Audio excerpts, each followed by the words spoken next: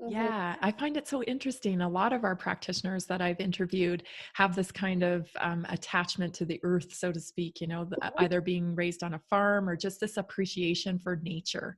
And I Mhm. think that that's such a interesting thing to share with our audience because we're all raising kids and it's hard to kind of incorporate that today because, there's so much Yes. technology and whatnot. But if you do want to instill that in your kids, then a great way to do it is just to get out, right? Get Get out outside. in nature. Yep. Yeah. And that's Yeah. actually what we started doing with our boys. So even though our boys are young, I've already taught them to forage mushrooms. And granted, what I mean, that can be a slippery slope, but I mean, Yeah. they're in the process of identifying them, but they're not allowed to touch them until they point them Right. out. And you know what I mean? So we have pretty Yeah. strict rules, but it's just more the idea. And we harvest berries, and they help pick them. And then we turn it into a jelly or a compote. And they can see that direct relationship on the labor that it Right. takes to Yes. get one little jar of this I like know. wild blueberries. Oh my goodness, Right. right? Right. And so, But also that's to part of have it. them have the confidence to know, because I think that's a big piece of why maybe people don't forage or go out and make decisions,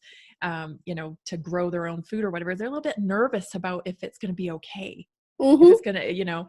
And so if you're raising kids like that, then that confidence comes about that they know, oh, this is okay. They start to Sure. believe in their own knowledge, which Yep. is what As you long as you need. set those ground rules. I mean, you can't just Yeah. still have them eat red berries and mushrooms. We'll be in a world of hurt before we know it. Yeah, yeah, yeah. The idea is a lifelong journey there of Yes, learning. totally.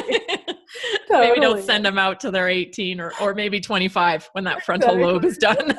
Exactly. Totally. So, but I think it's so important for that exposure component Yes, of just like, this is where food comes from. And absolutely. And then, that belief is so powerful too, because then they're not running to, pills or whatever for cures right away. mhm. They're willing to try other things first because they know that these things are, healing to the body or more nutritious to the body.